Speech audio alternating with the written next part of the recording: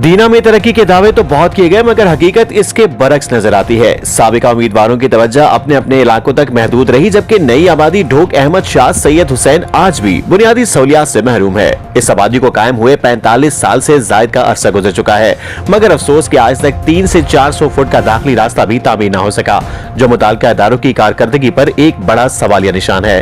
मामूली बारिश होते ही तकरीबन 500 घरों का वाहिद रास्ता तालाब का मंजर पेश करने लगता है, जो कई दिनों तक पानी में डूबा रहता है। इस सूरत हाल में अहले इलाकों को शदीद मुश्किलात का सामना करना पड़ता है। बुजुर्ग अफराद, खवातीन और बच्चे इस रास्ते से गुजरने से कासिर हो जाते हैं, जबकि स्कूल जाने वाले बच्चों की तालीम मुतासिर होती है।